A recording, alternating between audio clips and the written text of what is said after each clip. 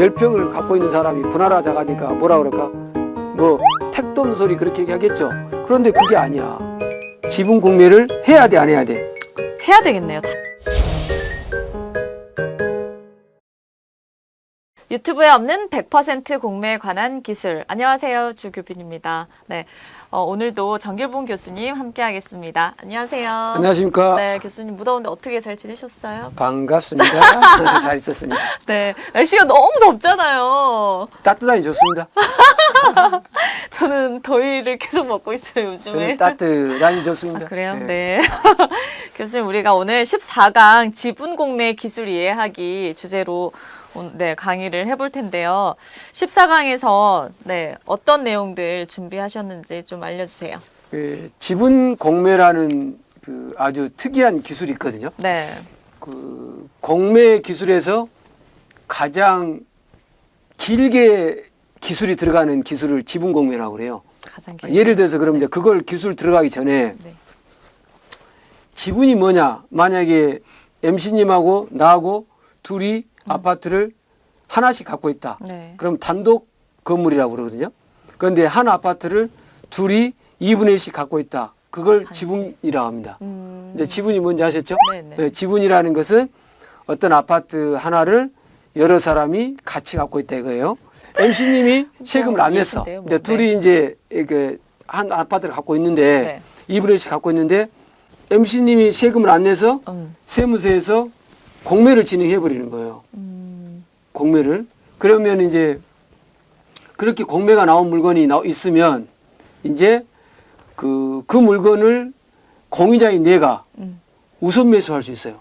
그게 무슨 얘기냐면 10억짜리 아파트가 5억씩 갖고 있었는데 네. 이제 세금 안 내서 세금을 5억 안 내서 예를 들어 세금 2분의 1 지분이 공매에 나왔다 이거예요. 네. 그 다른 사람이 뭐 이제 5억에 낙찰 받았어. 네. 그러면 내가 잠깐 짠 하고 나타나 가지고 네. 그건 내가 2분의 1 공유자인데 그건 내가 매입하겠습니다라고 이렇게 공유자 매수 신청을 하면 내가 1등이 돼 버린다는 거예요. 그러니까 제 지분에 관한 부분에 대해서 예. 네, 매수를 하실 수 있다라는 거죠. 그렇죠. 그죠? 그러니까 반대편에 있는 지분권자 지분이 공매에 나오면 반대편에 있는 지분권자가 낙찰되는 가격에 매입하겠다고 그러면 예를 들어서 반대편에 있는 공유자가 낙찰된 사람을 이렇게 무시하고 1등으로 가져와 볼 수 있다는 거예요. 제일 먼저 우선권이 있다는 거예요. 그렇죠. 그러니까 우선권이 같이 지분을 공유한 그 상대에게 있다 지금 이 말씀인 그렇죠. 거죠? 네. 그런데 네. 이제 내가 개심해 가지고 네. 이 아파트는 내가 다 같이 갖고 싶은 생각도 없고 공매나 나오고 그러니까 그냥 나 내 지분 2분의 1 갖고 있다 이거 팔고 나 그냥 이 아파트에서 떠날래 라고 이제 그런 마음을 갖고 있을 수가 있어요. 내가. 네. 그럴 때는 다른 사람들이 들어와서 네. 낙찰 받아갈 수가 있잖아요. 아, 그렇죠. 그죠? 네네. 꼭 이제 반대편에 있는 지분권자가 낙찰 받으라는 법이 없잖아요. 네네. 그 다음에 이제 나도 낙찰 받으려면 뭐가 필요해요? 돈. 보증금 필요하잖아요. 네. 근데 내가 마치 돈이 한 번도 없었어. 네. 그럼 입찰 보러 갈 또, 수가 없죠? 또 이제 내가 낙찰 받으러 가려고 했는데 무슨 일이 생겼어. 예를 들어서. 그러니까 입찰 보러 갈 수도 없잖아요. 그러니까 예를 들어서 공유자 매수 신청할 수도 없잖아요. 그 기간 안에 예를 들어서 내가 뭐 외국에 가야 할 일이 있었다. 예를 들어서 기한이 이것도 내가 그가 얼마 정도? 결정기일까지 네. 할 수 있거든요. 그러니까 그 다음 주 월요일까지 예를 들어서 할 수 있거든요. 그러니까 공유자 매수 신청이 꼭 들어온다고는 볼 수는 없어요. 들어올 수도 있고 안 들어올 수도 있고 공유 지분이 공매에 나오면 네. 다른 공유자가 공유자 우선 매수 신청을 해서 가져갈 수 있다. 그러나 그렇다고 하여 네. 공매를 응찰 안 할 필요는 없다. 안 들어올 수도 있으니까. 그래서 공유 지분은 반반이 될 수도 있으니까 공유 지분도 응찰해서 재테크를 하시라는 거. 이런 말씀을 드리고 싶어요. 네. 그 다음에 이제 또 하나 주의할 게 뭐냐면 네. 지분이 공매에 나왔는데 네. 나는 그걸 전체라고 착각하고 공매로 낙찰받으면 안 되죠. 그렇죠. 예를 들어서 절반만 나왔는데 절반이든 뭐 어느 정도 지분만큼인 거잖아요. 네, 그런데 이제 공매 이제 그 상가 같은 경우는 이제 지분 표시가 안 돼 있을 수가 있거든요. 네네. 공매 물건 나오는 그 공고문에 예를 들어서 네네. 그러면 이제 이게 30인데 30제곱미터인데 상가인데 이게 나만 가지는 단독 건물이구나 네. 라고 낙찰받았는데 나중에 보니까 예를 들어서 30, 30씩 2분의 1이든지 네. 아니면 30이 다 공매가 나오는 것이 아니라 15만 공매가 나올 수도 있거든요. 그러니까 지분 공매는 그 확실히 그걸 잘 봐야 돼요. 감정 평가를 잘 봐서 이게 면적이 나온 면적이 전체가 공매가 나온 건지 아니면 지분만 공매가 나온 건지 공고 이것만 보지 말고 네. 그래서 지분 공매에서 제일 먼저 주의할 게 면적 전부가 공매 나왔는지 일부만 공매 나왔는지 두 번째 다른 공유자에게 공유자 우선매 신청권이 있지만 그래도 출하해 보라는 거 도전해 보라는 거 요걸 일단 두 가지를 주의사항으로 말씀을 드릴게요. 네. 지분 공매에도 기술이 있는데 그게 뭐냐면 여러분 보세요. 예를 들어서 5,000평이 한 필지예요. 그런데 지분이 10평만 공매에 나왔어. 공매. 그러니까 5,000평에 10평이면은 면적이 작잖아요. 네. 그럼 이거 살려고 할까요? 안 살려고 할까요?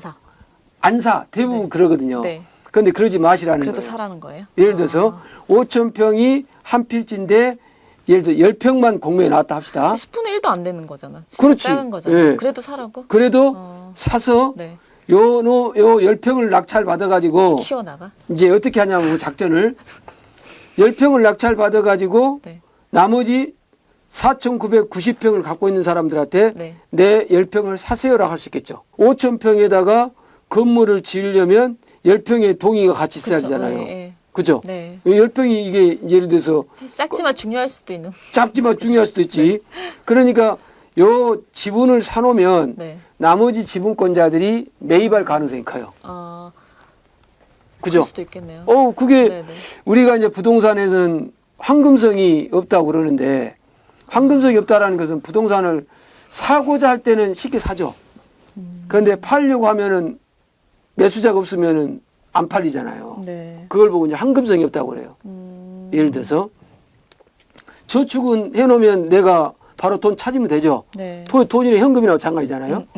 주식은 내가 또 돈 필요하면 팔면 되죠. 되죠. 네. 그런데 조금 손해 볼 수도 있잖아요. 네. 그런데 이제 부동산은 내가 팔고자 했을 때 손해 본다 해도 안 팔리는 경우가 있을 수 있다. 그걸 황금성이 없다고 그러거든요. 그런데 지분 공매는 네. 지분이 예를 들어서 1,000평이든 지분을 사놓으면 10평이든 사놓으면 나머지 지분권자들이 이 지분을 매입하려고 하는 경향이 있다. 두 번째 장점을 만들기 위한 기술이 뭐냐면 이제 이분들이 내가 이제 내용 증명을 보내서 내 물건을 사세요라고 했는데 네. 이분들이 표정이 배짱. 관심이 없어. 그러면 꼼짝도 안 해. 이제 내가 분명히 매입하라겠는데 네. 반응이 없어. 네. 그러면 사람이 기분이 나쁠 수 있잖아요. 이럴 때 이제 이 사람이 뭐라고 하냐면 야 그러면 너희 5,000평하고 나 10평을 분할하자고 그래. 에? 분할. 5,000평하고 5,000평 중에서 4,990평하고 네. 10평을 분할하자고 그런다고. 그리고 내 10평은 도로변 있는 대로 줘라고 내가 얘기를 해. 그러면 이제 그 사람들이 뭐라고 나한테 웃기고. 이게 정신이 10평을 갖고 있는 사람이 분할하자고 하니까 뭐라 그럴까? 뭐 택도 없는 소리 그렇게 얘기하겠죠. 그런데 그게 아니야. 법으로는 분할하자고 하면 분할을 해야 돼. 그래요? 네, 법으로는. 근데 이 네 명이 관심이 없고 할 마음이 없으면 그럼 내가 혼자 하는 거 소송을 제기해. 내가 소송 제기하면 소송 비용은 예를 들어 4,990평분의 10평으로 소송 비용이 분담이 돼. 소송을 제기하니까 대답 안 하죠. 이것도 네네. 답변 같은 거 안 하고 그러죠. 그럼 무조건 이게 이제 어떻게 가는지 보세요. 소송을 제기했는데 둘이 네 사람하고 낙찰받은 사람하고 분할이 안 되죠. 네. 그러면 판사님이 너희들 이 10평짜리가 공유물 분할 청구 소송을 제기했는데 분할 안 했으니까 이거 다 5,000평을 다 나눠라. 경매해서 돈으로 나눠 가지라고 해버려. 대박. 뭘로 나눠 가지라고 한다? 돈으로. 돈으로. 그러면 4,990평이 10평 때문에 경매에 나와버린 거야. 네. 그런 경우가 있어요, 근데? 아니, 허당하진 않지만은 가끔.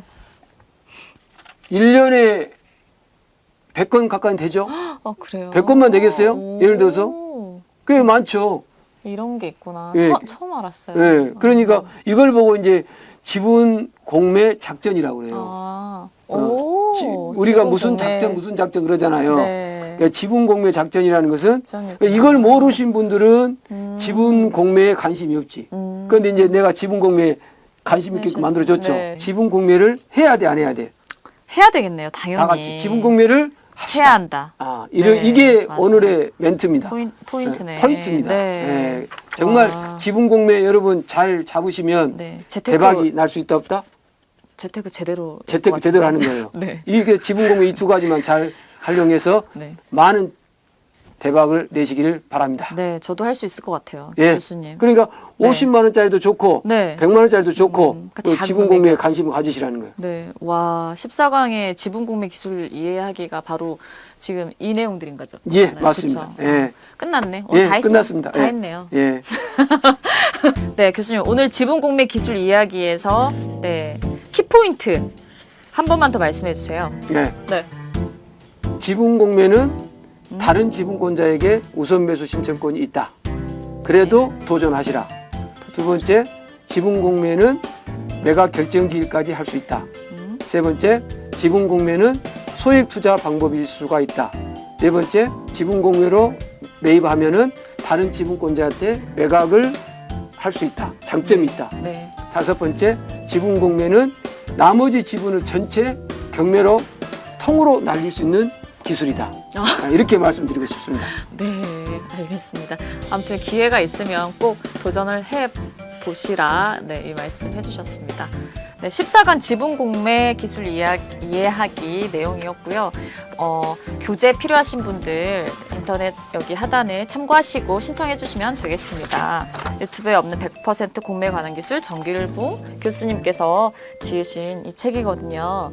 네, 여러분 많이 네, 참고해 주시면 되고요. 14강 오늘 이렇게 마치고 다음 강의에서 저희 만나도록 하겠습니다. 유튜브에 없는 100% 공매 기술